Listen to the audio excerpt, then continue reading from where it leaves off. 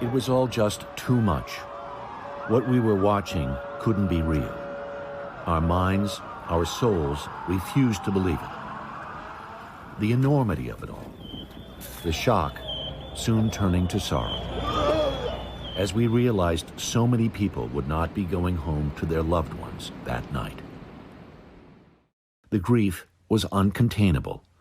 The missing, the unaccounted for, their pictures and the pleas that accompanied them were cries for help. He's my best friend in the world. He was a great dad and hoping he could still be a great dad. If not, we love you, Roland. And expressions of hope that somehow, some way, the unthinkable had not happened.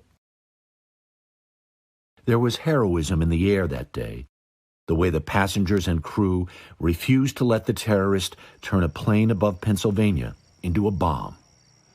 The way so many people in the World Trade Center helped their friends and colleagues and complete strangers to safety.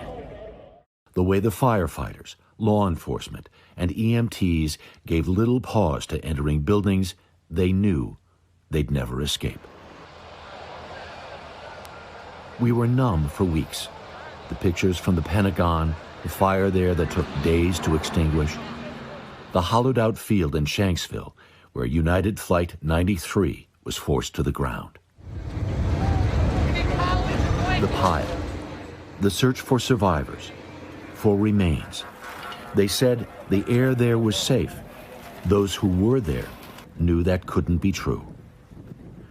We watched a lot of funerals and learned over time the life stories of those we lost.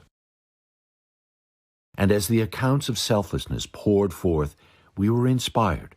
We were in awe. How, we wondered, could they have done what they did?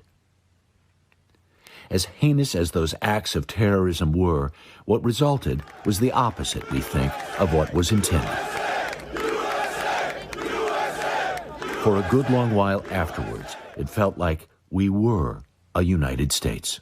It was a great thing, the idea that there's more that unites us than divides us. God bless America. So as the bells ring this morning, as prayers are offered and names read, perhaps we'll all do well to stop and listen and remember.